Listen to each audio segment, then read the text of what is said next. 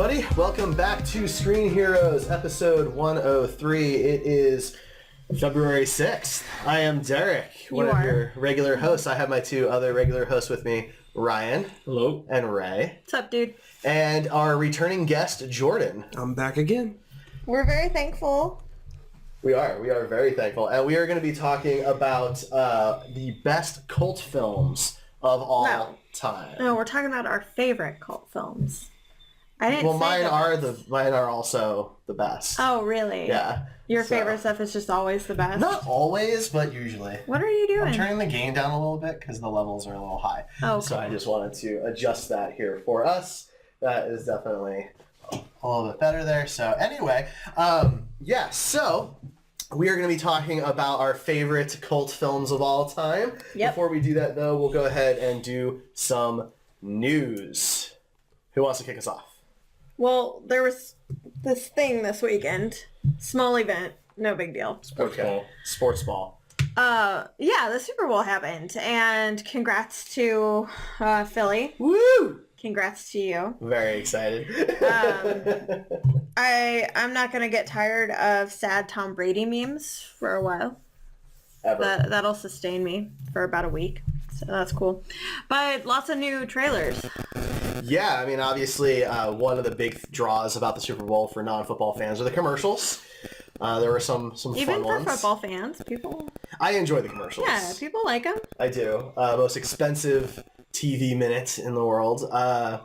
We had lots of new trailers. We had a bunch of Tide commercials with what's his name from Stranger Things. David Harbour. David Harbour. Definitely Cowboy. Trying to save face. Yeah, actually, those were my favorite commercials. They were fun. So I really enjoyed those. You can afford to do that when all the teenagers in the world are buying your Tide Pods to eat. I feel a little bad for They're Tide. the next voting generation, guys. Yeah. Don't do that. There are people our age who are doing it too on YouTube. I just want to point that out. So, Alright. yeah. Anyway, but there were some new trailers. We got the first teaser for Solo, a Star Wars story. That was not during the Super Bowl. No.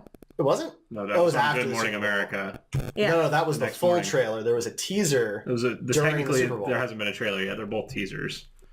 Okay, that's not what I've... A minute and 40 seconds is not a full trailer, I don't think. They're calling it a trailer. Maybe they were. I don't know. I think I said teaser, but it doesn't matter ultimately. Well, during the Super Bowl, There was they a aired short- a teaser for Han Solo in We have the Super seen Bowl. 2 collections of clips. And one of them was during the Super Bowl, is my point. Yeah. And then we saw a new trailer / teaser / preview for Infinity War. Yes. Short one, but lots of new footage. Lots of new footage.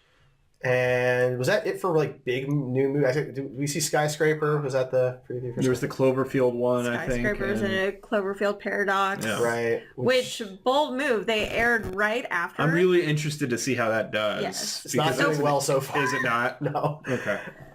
Based on views or rating? Based on ratings. Okay. People are watching it. I'd be curious to see how many people went and watched it because it got released so quickly after the first trailer. That would be more of an interest to me than the actual rating. I will say on a personal level, people I actually know seem to really be enjoying it. Yeah. It's the critics that really don't like it. So take that for what it's worth. I saw a hilarious meme the other day that said it tracked the progression of Cloverfields and how the first one only had 3 months of marketing. The second one had a week of marketing. This one had a day of marketing. And then the Cloverfield 4 is J.J. Abrams comes and throws a DVD in your window and just runs away. That's it. I mean, I'd be okay with that. If you get them on the podcast. Yeah, right? Wait. J.J. Actually, I thought it looked really interesting. It piqued my interest more than the other two previews because I actually haven't seen a Cloverfield movie at this point. I saw the first one, but I did not see the second one. Okay. I saw the second one. It was... Yeah, see, the second one wasn't supposed to be a Cloverfield movie originally. Right. They rebranded it that way because nobody was going to put it out. Right, yeah. So it's been a weird franchise. So let's talk a bit about some of these trailers then. So Solo will just include both teasers at this point since they're out. How do you guys feel? Awesome. I think that silence is pretty telling of how we all feel about it, to be honest.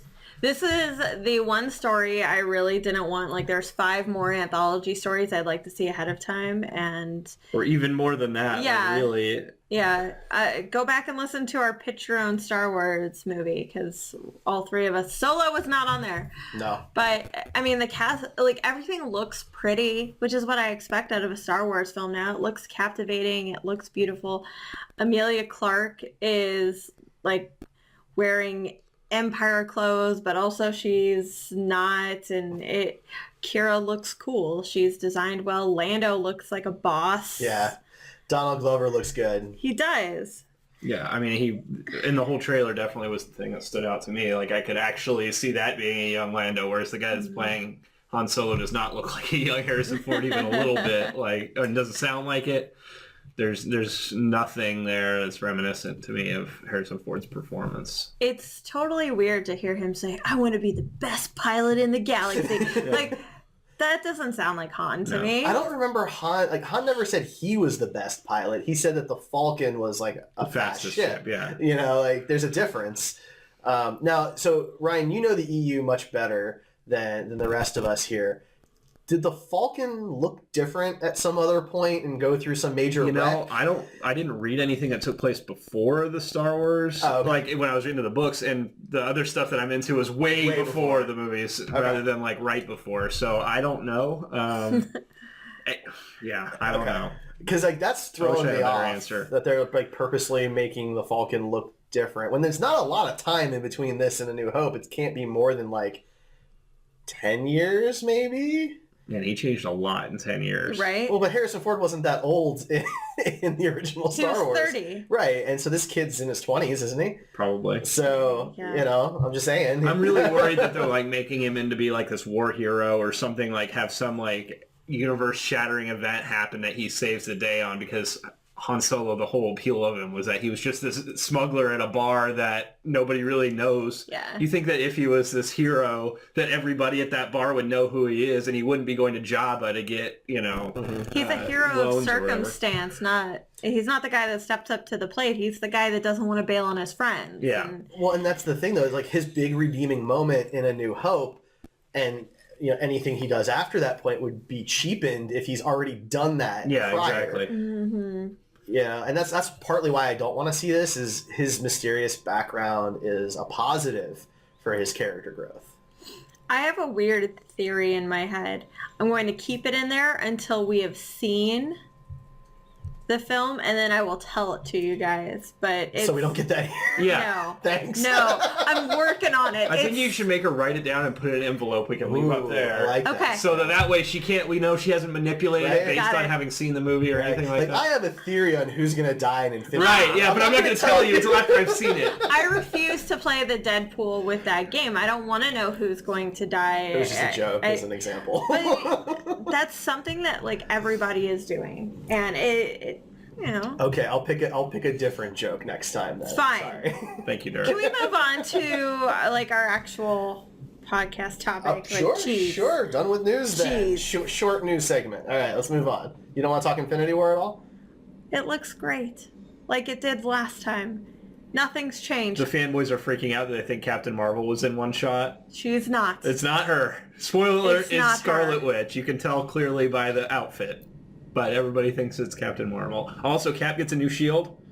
That everyone's really Get this man a excited about. shield. Is a Wakandan shield that expands out of his bracers, which is really cool. But he won't keep it for very long. I was kind of hoping he would get the energy shield that he has in the comic books. But Yeah, it wasn't quite what I anticipated, but it makes sense. he looks really cool. Yeah. Like the Yes. shot with him like walking down the hallway, and Black Widow also looks really cool. The two of them, that was Yeah. a neat shot, and they both. I really like the direction they've gone with their costumes. I'm not sure I care for the new design of Tony's arc reactor. It looks like a heart, like literally. Oh, like he's a Care Bear. Isn't it like a triangle? Maybe I didn't look that It closely used to at be a it. triangle. It's got like a dip in it now. Oh. And I mean, it's obviously just the suit. What about the design. armor, though? Right. The bleeding edge armor Looks we're pretty finally cool. seeing Yeah, it looks in pretty cool. theaters. If you're not familiar with the comic books, he got an armor called Bleeding Edge. It basically is nanites that come out of his skin and form the armor on him, which is kind of unbelievable, but apparently they're doing it in the MCU, which I think it looks really Well- cool, very sleek.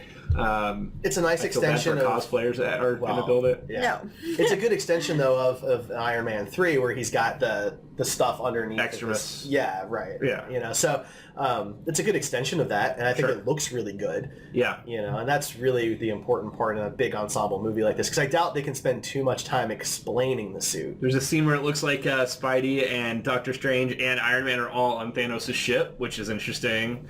And Oh, is that what that was? Yeah. Okay. When they're all like standing there looking kind of, you know, and then Alright. there's a scene with Doctor Strange and Iron Man where Iron Man is either ruining whatever Doctor Strange did or they're teaming up, which I hope is what it is. Right. I mean, obviously they're working on the same team, but if they're doing like combos, like the Marvel game, the Ultimate Alliance, Love that's that what I want to game. see. You know, All right. So- magic and tech. Here's something that we haven't seen, and I don't know if it's going to drop like a bomb soon and we'll get it, or if they're going to surprise us until the day of, or if it doesn't even matter. But the Black Order, the Children of Thanos, they have yet to be shown in anything more than the statues. Like shadows, really, in the Yeah. in the trailers. Anyway. Right. But like, who's playing them? What actors are playing them? Yeah, I couldn't tell you. I figured it was probably nobody's because See, it's either going to be complete nobodies, or they're going to drop like 4 really big actors on us just for fun that are only going to be in this film. Because let's face it, the chances Matt of them Damon. wiping out. that'd be really meta. No, I mean that's an interesting point. I mean they were able to keep it a secret for Ragnarok, so I suppose it's possible. But it is difficult to keep big secrets these days, so I'd be surprised pleasantly, you know, if they were able to pull that off. How great did Thanos look in that last shot, though? Everybody was complaining about his CG in the first trailer, which I didn't really understand. His shades of purple have changed, and you can explain that with I think it was like lighting. Like in that first Yeah, trailer, it was a weird light, you know, and then this one he looked very purple. I camera don't filters. understand. And it doesn't bother me. Like it's still a trailer. Like remember when people freaked out about the doors in the trailer for Jurassic World? Yeah. Like it's a trailer. So the movie's not done yet. That's why we have the trailer, right? So these things are still being worked on. I mean, special effects are worked on until the But this 11th looks hour. better than a lot So- of recent movies. Yes. Final. No, It you're Not to right. bash on Justice League, but I mean, It this looks looks better really than good. Steppenwolf did in the final release. It absolutely does. So I'm not sure what people are complaining about. Yeah. I don't know what they were expecting, maybe. Like what they had in their heads, because I think that looks better than anything I had in mind. So, you know, but yeah. Talk Rev says Jack Black and his cousins are playing the... The fatties. Oh, man. All right. So, yeah. So, I mean, that's coming out. That's a lot we just talked about for a 60-second trailer, but there was a Yes. lot to kind of... They were just like reintroductions, in but it. they were showing us new stuff. So Vision looks really hurt in that one shot. He's holding his Yeah. side, so, you know, that's interesting. she's doing all that And voodoo did on he have his his mind face. gem? It didn't look like he had his mind gem in when he was walking down that hallway. Still no Hawkeye. Yeah, he's busy putting up a new bathroom in his farm. His farm. Yeah, he's retired. Jordan, what about you, man? Any thoughts on the trailer? I unfortunately haven't been able to see it yet. So I'm sorry. I thought you watched the game because we were talking about it earlier. So no, I can't stand football at all. To be honest. I wish you had told me before you... Yeah, no, I'm kidding. It's fine. It's fine. It's fine. It's fine. It's fine. Everything's fine. Everything's fine. All right, we're gonna talk cult films now. All right, do you want Yay. to define what that means for anybody who doesn't know? Okay, so it's kind of difficult to become a cult film. You have to have a very poor box office showing for one reason or another. You can have critics completely excited about you and try to talk you up, but then nobody goes because it's a little weird, it's a little off-putting. Maybe it's too dark, maybe it's just slightly outside of your comfort zone. Maybe you don't even hear about it because the marketing is so bad. But instead, it does really well with DVD sales, Blu-ray sales later on. They have re-releases, and the fandom of it is absolutely incredible. These are the people that can recite the movie from beginning to end. They're the ones that, you know, completely turn around in a grocery checkout line or a Subway and they're like, oh my god, you've seen that movie? That's what this is about. We're talking about our favorite cult films I expect a lot of overlap here because it's not easy to get a cult film. There's only about, people say there's only about 400 cult films, and let's face it, like 300, 400 films are releasing just this year. So it's kind of difficult to achieve this status. So probably going to talk about a lot of the same films. I know we wanted to get kind of the big one out of the way. Yeah, so It's a good example of a cult film. So the cult film, the number one cult film, it's Rocky Horror Picture Show. The fandom behind it is absolutely insane. It is the longest running feature film. It's never been taken out of theaters because there are midnight showings all across the country at all times. So you can find a showing in theaters of Rocky Horror somewhere in this country right here, right now. yeah, I mean, the Alamo Draft House here in town does it every couple of months, it feels like. Exactly. They have like 4 or 5 showings a year just of that. So what happened with the Rocky Horror, it was on stage first. Richard O'Brien wrote it, and somebody else directed it because Richard O'Brien was doing multiple roles in the film. He's best known for Riff Raff. Yeah, he did a second movie. Shock Treatment. Yeah, don't watch that one. That one was awful. And it deserves its awful status. But one of the big things about Rocky Horror, for people who don't know the big cult following behind it, is people go dressed up to the movies. So they'll go in drag and crazy costumes and things like that and sing along. And there's a routine that people do. They bring certain items to the show and they yell certain things at certain times, and it is a cult.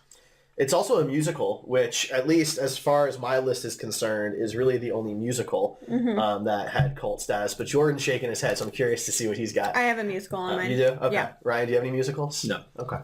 But it's got some great music. It has one of my favorite Meatloaf songs, actually, in the movie. But it's a weird one. It really is. There's a slightly different version. The UK release has some extra scenes in it that weren't in the US version. The Rocky Horror debuted in 1975. It did well in one theater in the United Kingdom, and then everywhere else it failed. It tanked. So the studio convinced it to only run it at midnight because those showings were doing well for Plan 9 from Outer Space.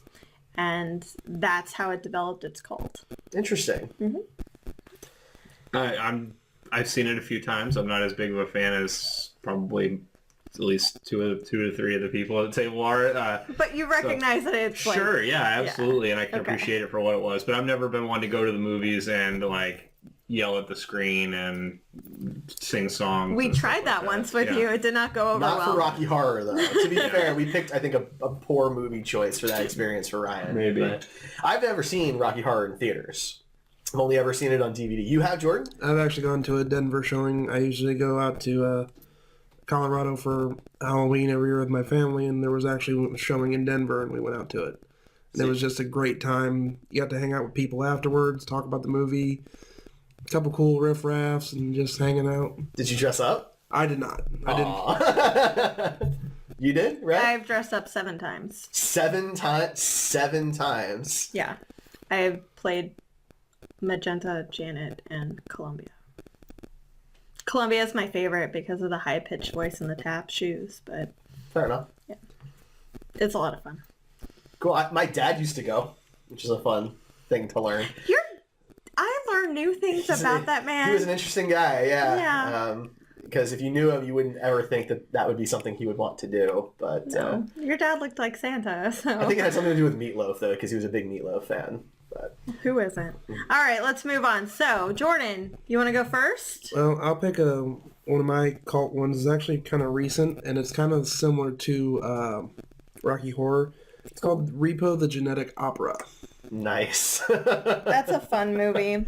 It's not really well known because the only advertisement I've ever found for it was on a Saw movie, and that's how I found out about it. And it was because it was by the 2 producers of Saw, and then I was like, that looked kind of interesting, so I went out and I found the DVD and I popped it in, and it's got a good cast.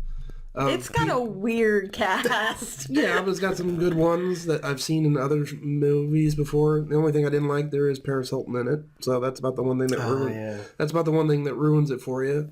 Paris Hilton has a decent voice, so at least she doesn't screw it up, and she's not a huge part of it, so you can easily ignore her. But Sarah Brightman, who's one of the best opera singers in the world, stars as Blind Mag. And then, of course, if you're a Buffy fan, Giles is the main character. So that's cool. Interesting. I didn't know that. I've actually never seen it. Me neither. So, good job, Ryan. High five. Yeah, I'm killing it tonight. Ryan is very sleep deprived right now. Fair enough. But yeah, this movie was not very well marketed, and it was one I learned about many years after it had come out, so I didn't even know it was a thing. Sadly, it came out at the exact same time as the Jude Law and Forrest Whitaker movie Repo Men. And it has the exact same premise where if you can't pay off your medical bills, they repo your transplant organs. So it's the ants to the bug's life. Yes. Okay. Just very, very darker. And the cool part is, like I was saying, it's similar to Rocky Horror because there are still places that sometimes do shows. Mm-hmm. And they'll actually, you can dress up like some of the different characters from that. And they've actually taken it on the road a couple times throughout America and other countries. Huh. If you want to catch it and you're here local in KC or I guess St. Joe, Crypticon does a showing every year. Really? Yeah. Oh, They'll cool. do a sing-along after, like, I think it's on their Saturday night, yeah. Nice. Yeah. Ryan, what are you bringing to the table?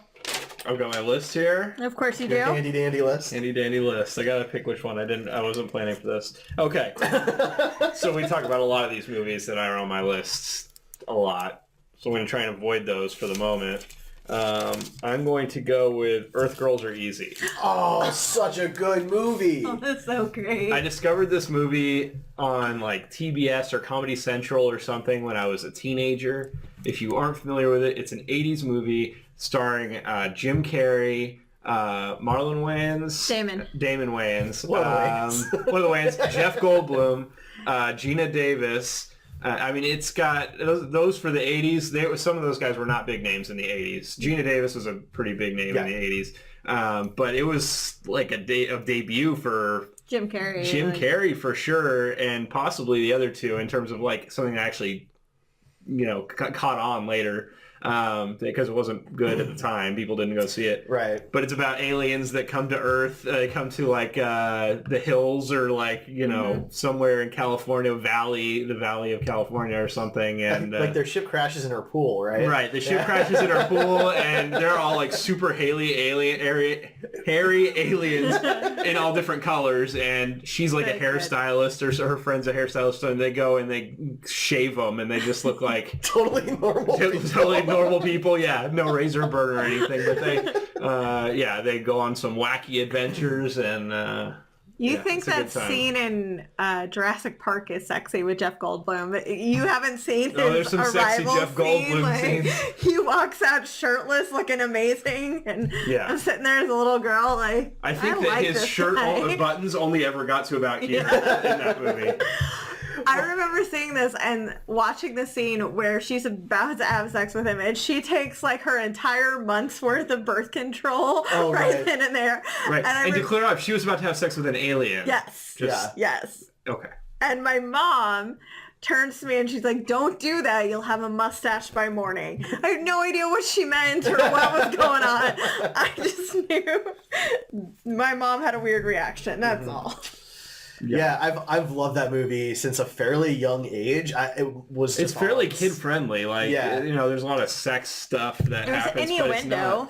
It was on some channel, TNT or TBS or USA or something like that back in the 90s. I think it was Comedy Central because I swear I watched it on Comedy Central. I'm sure it was too. I mean, this was some like normal cable channel in like 94 or something like that I saw it on, And I knew Jeff Goldblum because I watched weird movies at a very young age. So I'd already seen The Fly a few times. Yes. Which is might be my favorite Jeff Goldblum movie. It's so good. But Yeah, that's a movie where he simultaneously, like, he looks really great and That's really amazing. disgusting all Yeah. in the same film. If you've never seen his remake of The Fly, whew. For me, it was weird because I had seen movies, because these guys had gotten more popular since the movie came out, and I had seen them in much more, I had seen Ace Ventura, so I knew that one, and I had seen Blank Man, which is where I knew Wayans from, and then I had seen Jurassic Park, and The Fly, so I knew Jeff Goldblum, and, it was weird for me seeing them in that way so young versus what I knew them as,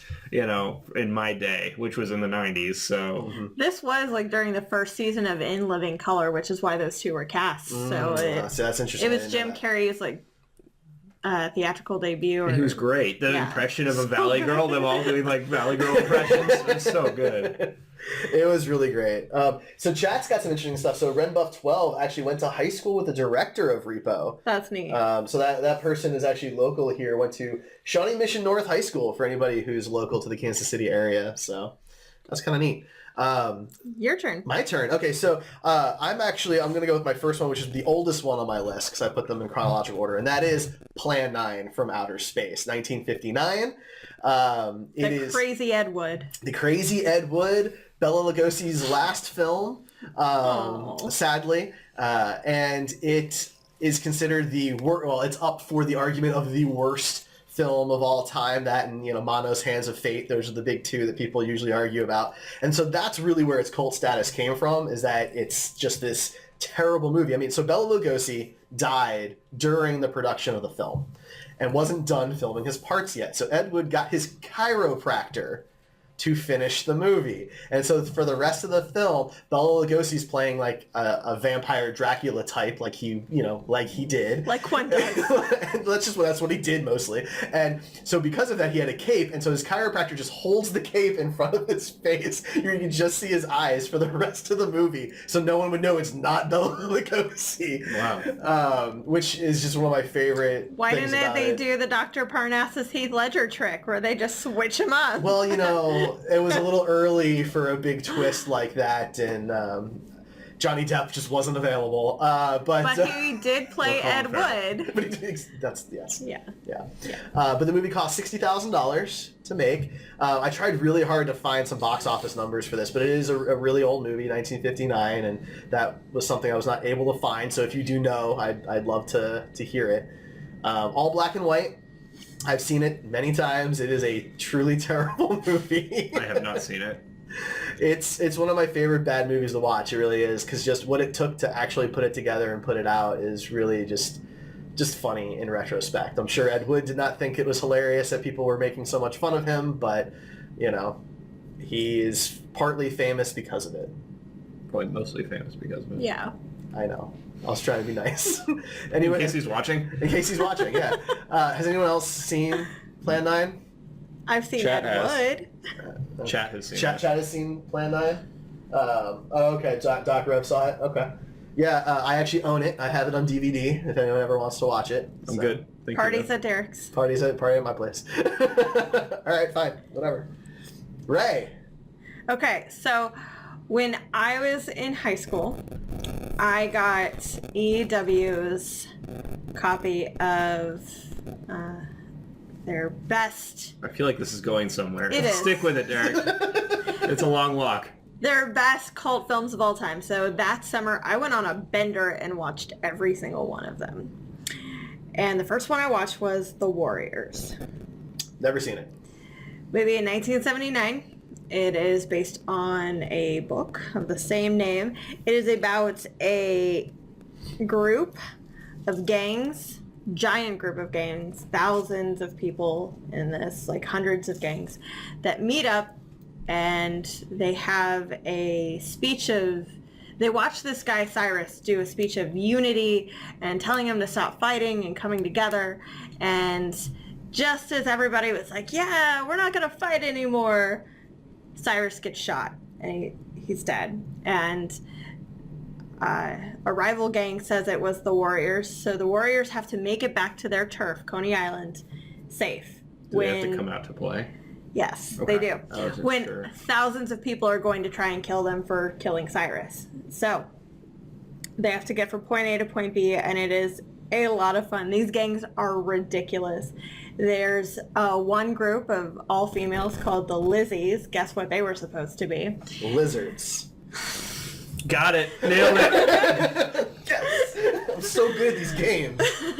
There were the Furies, which are baseball guys with bats that have tons of face paint on them, and like it was a fun movie. I have stopped really liking it because there's a lot of rape jokes, a lot of guys just saying they're gonna do it, and I'm like, this is cool, we can pass now. But So why'd you keep it on your list?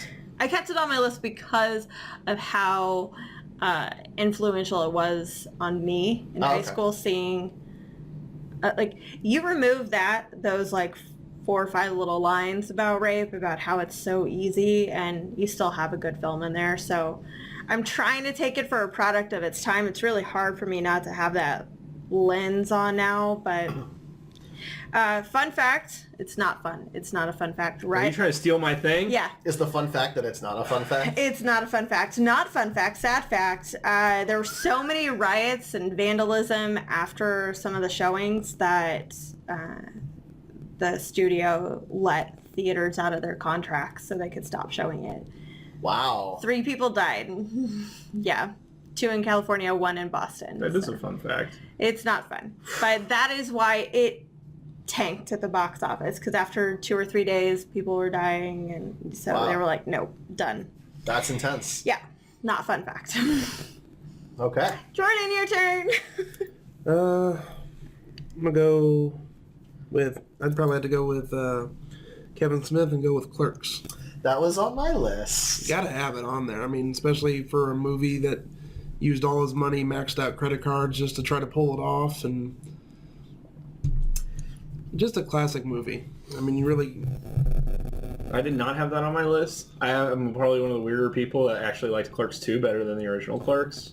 Clerks 2 is solid. Yeah. It is. It's a good movie. I don't think it qualifies for the cult No. as much, but yeah. I mean, the original Clerks was fine. There's a lot of like monologuing, or not. There's a lot of just like shots of 2 people talking, Which is why I like it. It's got a little tedious for me personally, but I did think it was good, and I have watched it multiple times. But you know, it isn't in my favorites. It's just one of mine. I like how that started. I mean, I feel like that's where you get from with Kevin Smith, and then everything just leads back to that. And we're still waiting to see, is he ever going to try to make a 3? We're still hoping for a 3. I think there will be another Jay and Silent Bob before there will be another. I agree. I'll take that. Yeah. I honestly think that Kevin Smith is done with the View Askewniverse. He tried to do a Mallrats show, and it fell through when Shannon Doherty was positive for breast cancer and had to go through chemo because he said he wasn't going to make it without her. Which I understand. And it's Also, tough. Weinstein was a big part of his early movies. Yeah, I mean, and Weinstein and Miramax went hand in hand, so... he definitely wants to separate himself from that. So I don't know that would cause him to give up on the whole thing, but... Well, I don't know how much Miramax owns of the View Askewniverse at this point. That's true. But he makes some really quirky horror films now. Red State, Tusk, and Yoga Hosers are all connected. That's true. So, I mean, that's what he's doing. He wants to make movies with his kid, and I can't blame him. That's cool. So some fun facts about the original Clerks, because it is one of my favorite movies, not just cult movies. I love the original Clerks. So it actually, considering it only cost $27,000 to make, it made over $3 million. So it made its money back and then some. But it was never shown in any more than 64 theaters at the same time. So the fact that it made $3 million in just 64 screens when like a big blockbuster today is shown in 2,400 screens, that's a big deal. To top it off, though, one of my favorite things about this is in the movie, for those of you who have seen it, the whole thing takes place in that convenience store, right? But he can't get the doors open. The big shades, right? Well, that's because they actually were only allowed to film there if they filmed at night while the convenience store was actually closed. So every shot that's inside the convenience store is shot in the middle of the night. And so they didn't want the windows open to show that it was night outside or have to artificially light it, which would have cost more money. So that's why there's gum in the lock and they couldn't open the sliding doors.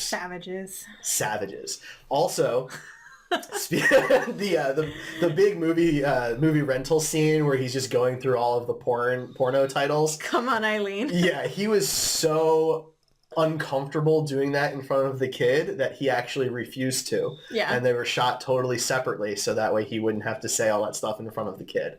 Which, when you think about what the character is and all the stuff the character says, it's pretty cool to think that there are lines, and he, was really just, it's part of the character and not who he really is. So Fun fact about me, ever since I've seen that movie, anytime I get a request from an elderly person, I say "No Time for Love, Dr. Jones" and shimmy it away.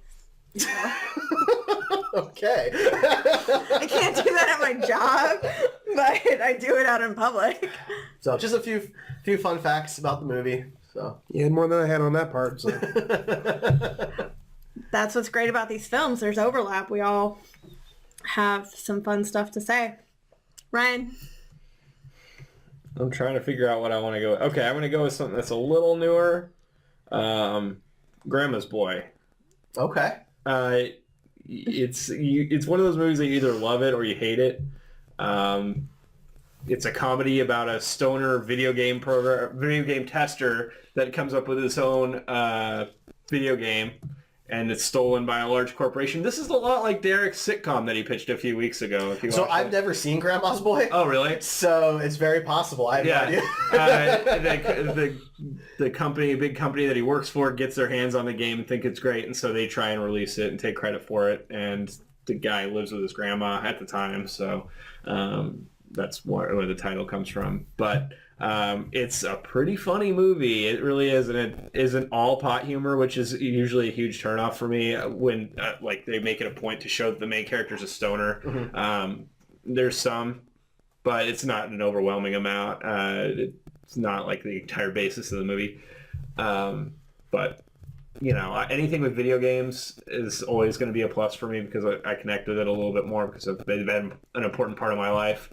At one point we all wanted to be video game testers for a living, right? Anybody that played video games, that would be like the Why ideal. are you saying it in past tense? Right? Because I think now you realize it's probably not as glorious a job as you might have thought it was as a child. I'd still do it. Okay. Just saying. Yeah.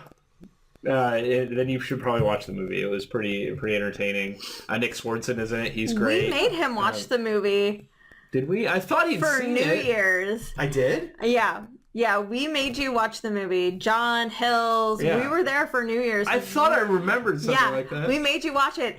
And afterwards, this was in their basement. you hated the experience because we talked and laughed and quoted it the entire Okay, so I blocked it out because Yeah. I didn't get to watch the movie. No, that's okay. It's coming back to me now. We were hanging out in their basement and you guys wouldn't shut up.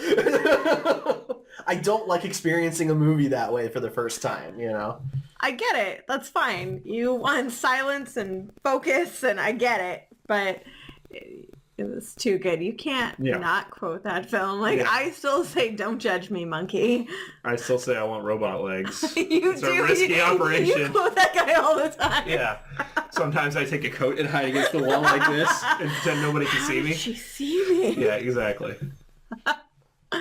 All right, Derek. I'm getting some flashbacks. Okay, so It's back there somewhere. you're allowed to go only if the movie that you say is also on Jordan's list, so he can jump in and take yours. I'm too. sorry. I'm sorry. I thought you were done talking. no, go ahead. I'm sorry. Talk about a movie. You should feel bad now. I do. I feel terrible. All right. Like she said, there's going to be overlaps, though, and you had more data ready than I did, so I'm not offended by it. All right. Well, then I'm just gonna pick the next one on my list here, which is The Evil Dead, 1981. Sam Raimi, Bruce Campbell, the original film to start it all. The Evil Dead. So I have this wonderful little thing in my head where some movies are cult films, but some directors are cult directors. And I feel like no matter what they direct, you're going to get a cult movie out of them because nobody will take them seriously except for this small demographic. He's not really like that anymore. But no, Spider-Man 3 all three is of the, not a cult film. It's not. But all three of the Evil Deads could be. All three of the Evil Deads are cult films for sure. All four. Okay. I haven't actually seen the fourth one. I don't know because if that fourth one is a Campbell. cult film yeah, yet or not. I don't consider know. it. Well, it's part of the franchise, and it's actually a really good horror movie for anyone who I hasn't believe seen it. that. I just haven't seen it because I was more interested in Bruce Campbell by the end of Army of Darkness That's than I fair, was in seeing a retake on the whole telling of the situation. But Jordan and I did have a discussion about this earlier, and I think it's kind of relevant that there's a point when a movie is not really a cult movie anymore because there's so many people like it. I'm not saying Evil Dead, the original, is like that way. I think we both pretty much said that the original Evil Dead would be the only one of the trilogy that probably actually qualifies for that because that Army of Darkness and because of that Evil Dead, because it has similar tones, have all become very, very popular, probably beyond cult status, in my opinion. But it's an interesting conversation, right? Because how popular does something have to become for it to lose not that be a status, cult, right? not be a cult movie. Everything we've talked about so far has extensions. People have made video game adaptations or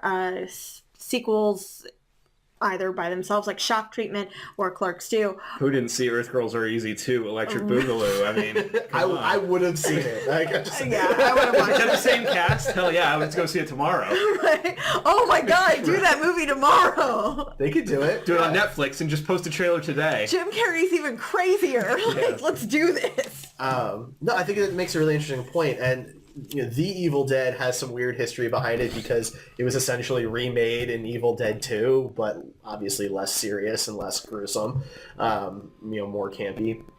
But it's an interesting question because our Army of Darkness made some decent money. It made like $14 million. They showed it in a bunch of screens and all that type of stuff, whereas the first two were made with pennies. The first one I think was just $350,000 budget. And never was in more than 128 theaters at the same time. So, and I think only like if you're talking to Evil Dead fans or Army of Which Darkness all of fans, us are at Bruce this Campbell, table. Sam Raimi fans, whatever, the majority of them will have seen Army of Darkness and Evil Dead 2, but probably not as many of them have seen the original Evil Dead, and probably even fewer of those actually like the original. I love the original. It's my favorite. It's out the of three. scariest. It is. It's not my favorite, but I mean, That's I can fine. definitely respect it for what it is.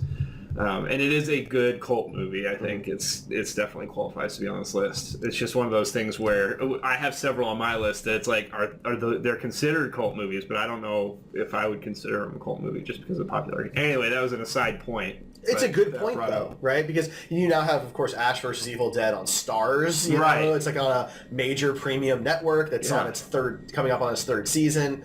So it's obviously hit pretty mainstream at this Right. point. So I still think that, like, of all the TV shows out there, it's still kind of a cult TV show because agree. not everybody wants to watch a show where somebody's head gets shoved up somebody's butt and then, like, a penis is slapping them in the face. I mean, that's true. That's true. But I think a lot of these big premium shows, they do kind of, push themselves away from certain audiences. I mean, there are certain people that just don't want to watch Game of Thrones for the violence or for other reasons and stuff like that. And I think Sure. Ash vs. Evil Dead just kind of has its niche. It knows what it is. It's a Bruce Campbell, Sam Raimi gore fest. And if that's your thing, then you'll probably have a fun time. Yeah, absolutely. All right. I'm going to talk about Office Space because Mike Judge is a hilarious guy. If you don't know Office Space, then you're probably not my friend. But he also did Beavis and Butthead and King of the Hill. He's had much more success with that. It came out in 1999. It has sold millions of copies of VHSs, DVDs, and Blu-rays. It's insanely funny. Mike Judge actually hated what the studios did to it and believes that's why it did poorly. Success, yeah. Yeah. He hated the poster with Stephen Root's character covered in Post-its. Everybody thought it looked like a bird. He hated the trailer because it wasn't an Adam Sandler film with funny quips that you could put in a 30-second, 45-second blip. Its jokes were longer and sly and kind of, they were running jokes. The Michael Bolton thing is funny like 5 times because they bring it up all the time. And like, why should I change my name? And he's the one that sucks. Like, It's like Superman 3. it's a hilarious film. And it's one of those that I can quote from start to finish if you get me going on it. It's so relevant to my daily life. I always have a case of them Mondays. That's another one I caught on Comedy Central or something like that I never saw in theaters or anything. I didn't. And I caught it before, like, I don't know what year that came out, but I don't think I was really working 99 at the time. Yeah, because I was still in high school, and I definitely not working in an office. So, I thought the jokes were still funny and relevant, even though a lot of them were based around this scenario that was foreign to me. Mm-hmm. But that's, I think, very telling of a movie. And Mike Judge is great. The movie is super quotable. I definitely agree with that one. Now, Jordan, I thought I saw you cross something off your list. Was this one on yours? Yes, it was. It was one of those ones for me. I swear I've seen it a couple times, but I never watched it all the way through. Then one day, just going to Walmart, I found $5 bin. I'm like, I'll finally give it a shot. Popped it in, and I pretty much watched it like 3 times over the next week. And only thing I remember is, like, I remember just having even a printer at my house and how much I wanted to beat the heck out of that thing with a baseball bat. I can only imagine one of them at a big corporation. It's like, I think we've all had that time where, like, I hate this printer. I want to destroy it. So. Yep. PC low letter. What does that mean? Do you know what it's like to have 8 bosses? 8, Bob. It always was kind of close to me. I saw it before I started working at TGI Fridays, but certainly after I started working at Fridays, it really hit home because that's basically the restaurant that Jennifer Aniston. It was based off of Fridays. Yeah, for sure. The flair, like we had flair. All right, yeah, that was a thing that we had. And did you ever get talked? I was about to say, did you have a minimum amount of pieces of flair? So it's different, at least. Were you at the minimum or were you above the minimum? Well, see, so at Fridays, at least back when I worked there, this was a long time ago now, over 10 years, you earned your flair. Oh. You couldn't just pick stuff. You earned your flair. It was all like official Fridays stuff. And so, there were things for doing certain activities, $1,000 in sales or, whatever, shift lead. So it's like having achievements unlocked. Yes. It was gamification back, before gamification was named.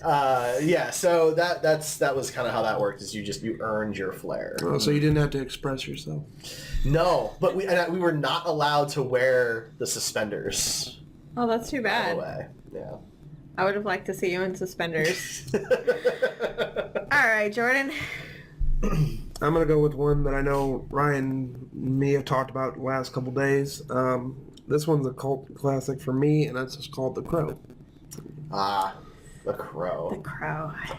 Brandon Lee's death movie. I don't know if there's an actual word for a death movie of a actor, but your first and final film because you're murdered, just by some guy not fixing the proper way and lodging a bullet in your heart. Still maintain that's on purpose. But, you got good ones, and you got Ernie Hudson in there just for a little extra. I can never remember I know his name is Top Dollar, but I can't remember the villain's actors' names, but I know I've seen him in a lot of different stuff before. And it was just it's a good movie for me. It's in my top 5 all-time movies that I've ever watched. I own the soundtrack. I have the 20th anniversary edition case and everything.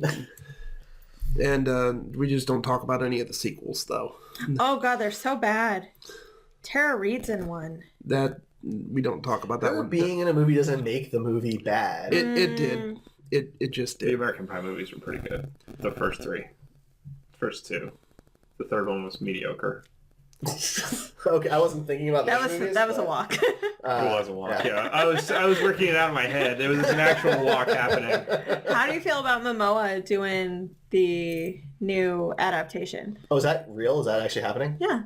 I'd be very interested to see how that goes through. I know it's been thrown around a lot who's going to be doing it. I think even for a while, the Bradley Cooper, I believe, was supposed to be the re-envision of The Crow.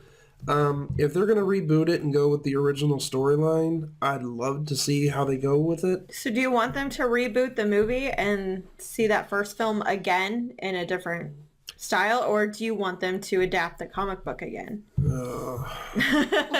That's a tough one on that one. That's a question. God, I'd want to see the first movie again, actually, because I fell in love with the movie first. I found the comics second. I didn't even know it was a comic movie until later. And like I said, I want to see the thing I fell in love with redone, and I think Momoa would actually do pretty good for that. Okay.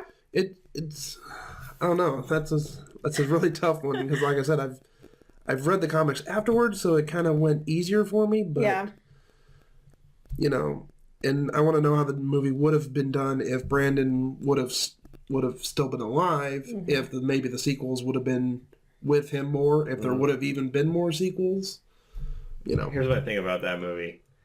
I don't think it's that great of a movie, personally. I think that there's on my list of movies, there's probably a handful of them that are more like they've kind of turned into this edgy thing that like the Hot Topic shoppers want to watch, and The Crow is on that list. Yeah. It maybe started that list. I think that if Brandon Lee hadn't died during that movie, that nobody would have even given it a second thought, and it would not be a cult status, and nobody would really be talking about it.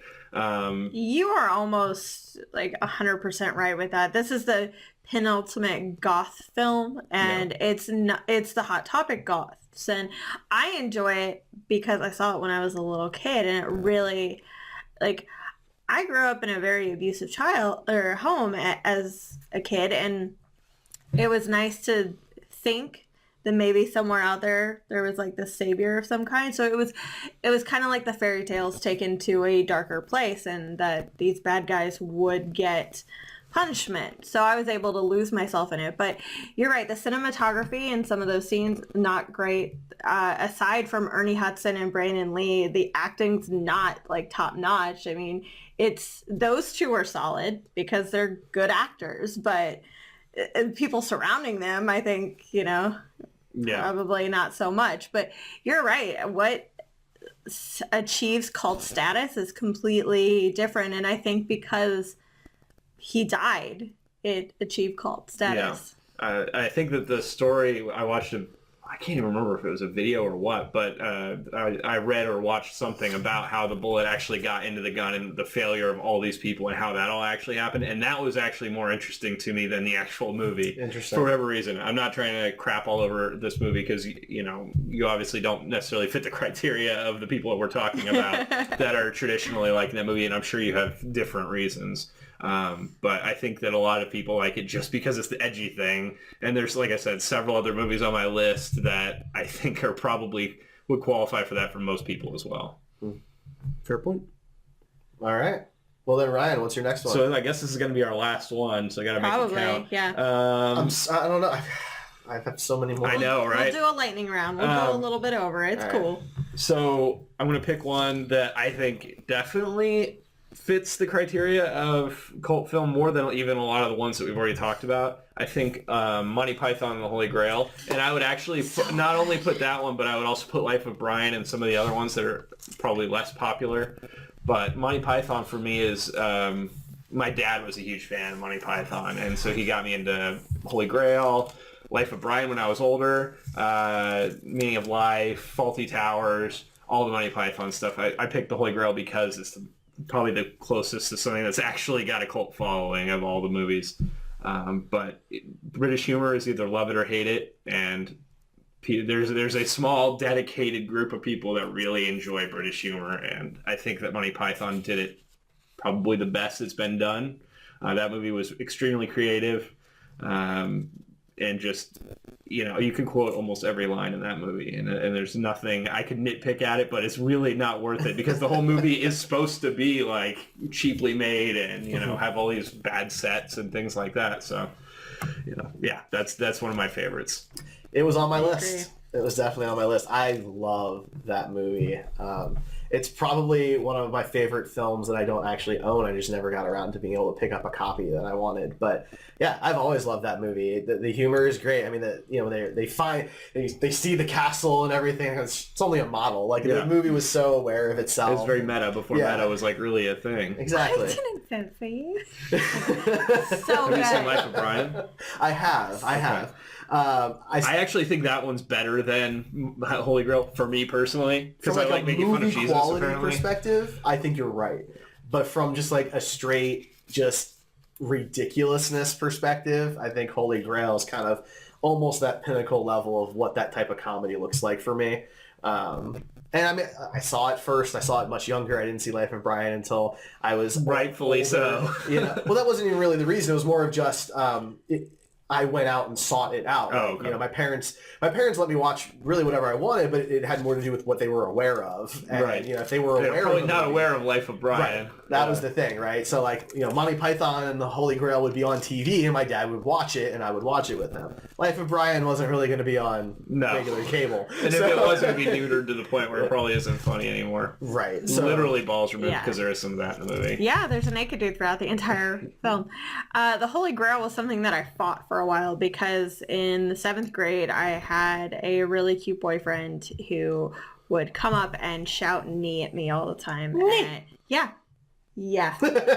Imagine being greeted at 6:50 in the morning like that every day for 4 months. I don't want to be greeted at 6:50 in the morning. It was awful. It was awful. And this guy wouldn't relent. So I finally watched it, and I didn't want to tell him that I liked it because I was pissed he had done this to me for 4 months. But I loved it, and I still love it. And I'm really sad that we haven't done like a group of galloping knights. I'd rather do a group of the knights. The that knights say who say knee? Yeah. Oh, No, the knights that say eki, eki, eki, eki, patang, zoom, boing, bow. Knights who formally said knee. Oh, man. You must cut down the tallest tree in a forest with a herring. Bring us a shrubbery. Yeah, those are the best guys in the movie. So good. What is the airspeed velocity of unladen swallow? Or Brave Sir Robin. Oh, yeah. Anyway, we should probably not quote that for the entire rest of the podcast. Let's move on. Derek, your turn. All right, so is this really like the last one that we're going to go through? Is that we're going to actually talk about? Probably. In detail, yeah. Okay. We're going to have a lightning round. I'm going to go with my personal favorite. This is actually one of my favorite movies, hands down, ever. I could probably just watch it on a loop for a really embarrassingly long amount of time, and that is Clue. Which we've talked about a handful, or maybe a dozen, or maybe double the amount of times. Just wanted to mention it because it is a cult film. It has a pretty incredible cast, but it didn't do particularly well. It had a $15 million budget, and it did not make it back in theaters. I would imagine at this point it probably has in $3 bin DVD sales, but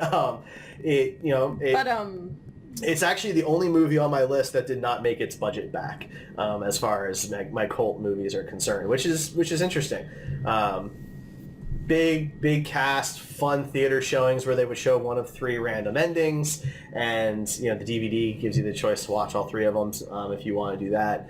They're remaking it now with Ryan Reynolds on board for some role that we don't know yet, and I am very curious to see what they do with it. But I just, that's my favorite. One of my favorite movies ever. We just watched it on Friday or Saturday. We did. And I'm obsessed with trying to figure out what the real ending is supposed to be. I don't think it's any of the 3 that they actually filmed, but I'm still trying to work it out in my head what the actual truth is. Fun fact, you can't because there are mistakes. There are mistakes, but I'm dedicated. There must be some logical explanation. On Derek's There's deathbed, not. he's going to get ready to tell us what it is. He's finally figured it out, and then he's going to die before he actually tells us what it was. Killer is... Yeah, exactly. He just pulls his unplug. Yeah, just for drama. Just for dramatic effect. All right. So you want to do the lightning rounds? No, it's She my hasn't gotten to turn. do hers yet. So I thought you He went first. always forgets I about know. Because I think you go first because you kind of run the order. So whatever. No, I don't go first. I usually go last. so then go.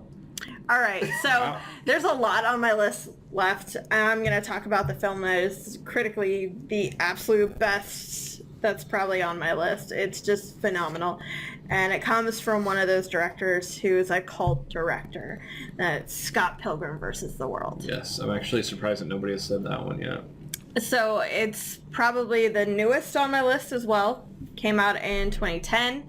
It is based off of a comic book series, 6-book comic books. They're like trades, kind of, by Brian O'Malley, and who is half Canadian, half Korean. It's an incredible movie from start to finish. It's got a cast of people that range from all-stars who have been acting for their entire lives, like Michael Cera and Chris Evans, and it has up-and-comers like Brie Larson and Aubrey Plaza and Anna Kendrick, and it's got unknowns that stole the show like Ellen Wong and Allison Pill. So it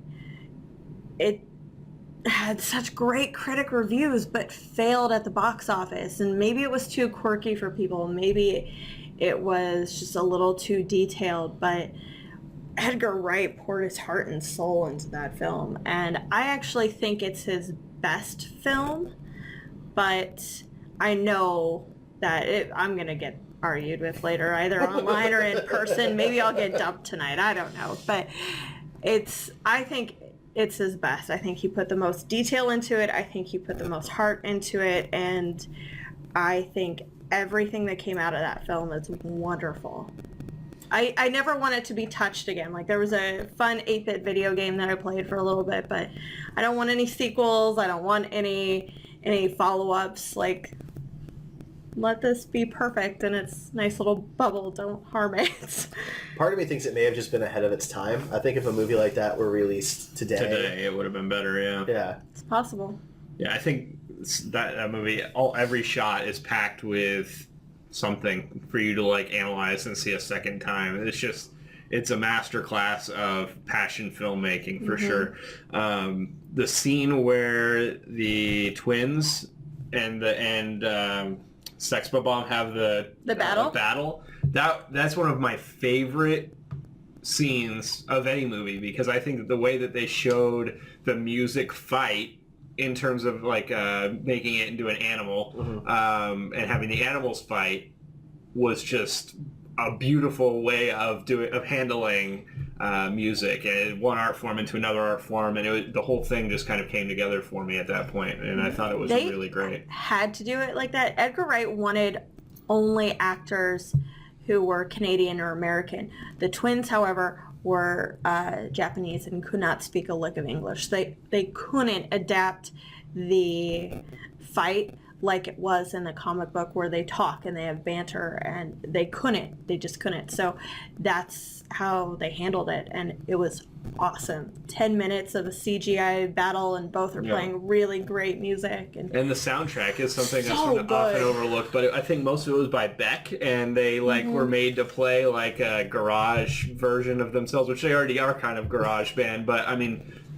songs that are just bad, but they're like really catchy, singing about a garbage truck, for example. But then you get the other band, Evie's band, Clash at Demon Head. Yeah. And I have songs from Sex Bomb and Clash at Demon Head on my Spotify playlist because I think that the soundtrack was brilliantly done. So good. Soundtrack's phenomenal. Brandon Routh, we didn't mention. Brandon Routh is in it. Mary Elizabeth Winstead. That was the film I'd first seen with her, and I thought she was great. When Edgar Wright got a hold of the script, that was the first person he had cast in his head. He hadn't even approached her yet, and it was because he said Mary Elizabeth Winstead was the happiest, most optimistic person he had ever met, and he wanted to see that version of her that was grounded but also broken inside. He's like, I still want to see a happy person, but someone who's just been through the ringer. He thought she could do it. He was right. She did. The movie is better every time I watch it. And we just saw it recently. I notice more stuff every single time. Like, on the bus, when they're riding the bus together, every time you see Scott, there are hearts in the background.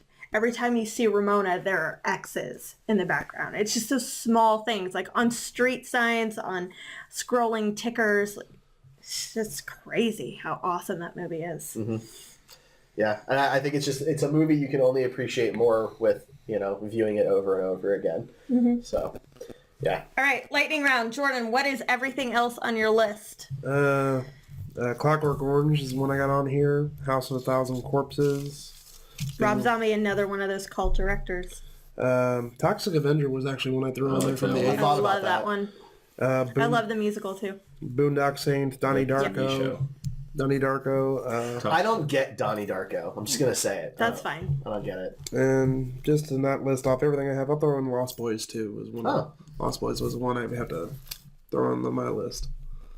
I had Donnie Darko on my list too. That one kind of goes in the category of movies that I think edgy people want people to think they're intelligent, so that they say they like that movie and nobody else understands it. So, I had they're way Boondock smarter. Saints on my list, and I think that's another one for the hot topic. Fight Club is group. another one. Yep. But see, I have those movies on my list because I really like them, but Yeah. I don't want to be in that group. Anyway, The Thing. I had Big Trouble in Little China, but we've talked about that a lot, so I didn't want to bring that up again. Princess Bride is another one. Labyrinth. Napoleon Dynamite. We don't talk about very much, but I like that one. Galaxy Quest. Shaun of the Dead. So Galaxy Quest, I mean, it had a pretty amazing theater run. So I'm not sure it qualifies as a cult film. I don't know. It's beloved, right? One of my favorite movies, but it has some theater records that are pretty interesting. It made it on some of the lists. I wouldn't put it in like the top 10 cult films. It'd probably not top 10 cult films by definition of cult film, but I think that technically it's on a lot. IMDb considers it a cult film, and Wikipedia does as well. Surprised me. Shaun of the Dead, Starship Troopers. Oh yeah, Edward Scissorhands, and Hackers. Nice. Yeah. It's a strong list. It has some movies on it that I just hadn't considered as cult films. But those are really good. I mean, Starship Troopers, that makes total sense. I love that movie. Yeah. You're up. All right, sorry. You're good. So I've got, Blade Runner, the 1982 one. Yes, that is absolutely a cult film. It barely made its budget back. This is Spinal Tap, which... Yes. I've never seen it, but I heard it's good. I love it, but it actually has my favorite DVD menu of all time. So there's that. And then I also have the only other one on my list that wasn't on anybody else's, The Big Lebowski. Oh, definitely a cult film. With Tara Reid in it. Yeah, so. yeah. I had that one, but I just didn't want to... I figured somebody else was going to throw it out eventually, so I just kind of left it off my list, unfortunately. That was going to be the next one I was going to talk about. So. I think that's fair. It has its own convention now. It's crazy. Lebowski Fest. And isn't there a religion, like an official filed with the government religion like Jedi? I don't know if it goes that far, but it has to... I look at Ryan because he's a practicing Jedi. Yeah, that's true. I am. He wears his robes and his driver's license. It does have to do with there are some interesting things with that, yes. Yeah. There's also one more you have on the table for our cult films, but no one's brought up The Fifth Element. That's true. Yeah. Great. Well, we've talked about that a lot. That's why I know, but on my list. I saw you the still Diva. need your lightning round. So Heathers from 1988. That was a fun... I don't know that movie. We'll definitely watch it. I had Boondock Saints. I had Mars Attacks. So good. Awesome. It's probably the least popular Tim Burton film, but it might be my favorite Tim Burton film out of everything. I think that some of the recent Tim Burton films are less popular than that one. But... I always forget it's a Tim Burton film. Right? It has like an one. insane amount of cast, but that one's fun because it was based off of a cult trading card game. Right. That's cool. And then I had to talk about John Waters because everything he does becomes a cult, like Pink Flamingos and Hairspray. But I first got into him by watching Crybaby, which was one of Johnny Depp's first roles after, obviously, Nightmare on Elm Street and 21 Jump Street. So many streets.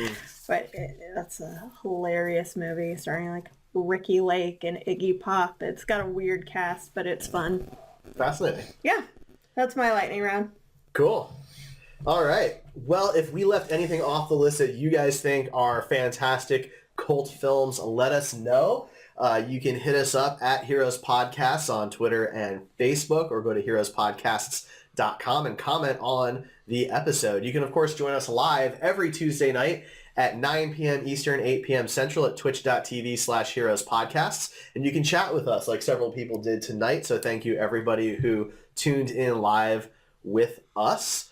The show is available in a bunch of places: Apple Podcasts, Blog Talk Radio, Google Play, Spreaker, which is just a bunch of different places that you can find us. So go subscribe, rate, review. Guys, where can people find you? Planet Comic-Con in a week and a half. Planet Comic-Con. I was getting to that, but Ryan is Buster Props. Yep. Jordan, how about you? Augustus Clockworks Cosplay You Compendium. gotta cut that thing down. Just look up Steampunk Bane on Facebook. You'll find me. There you go. Ray? Siren Ray, same place as last time. And I am the Star Trek dude. You can find us at Planet Comic-Con in a week and a half. Yes. Buster Props will have a booth. Siren Ray will have a booth. I'm apparently neighbors with Abby Darkstar, but everything changes last minute, so we'll find out. That would be cool. Yeah. We will have... She's a lovely lady. Absolutely. We will have 3 panels at Planet Comic-Con this year. Friday, Screen Heroes will be ranking the live-action Star Wars films. On Saturday, Red Shirts and Runabouts will be wrapping up Season 1 of Star Trek Discovery. And on Sunday, Costume Couture will be bringing out their LGBT plus and cosplay panel. Woo! I think that is everything. So thank you for listening to the very end. We will catch you all next week.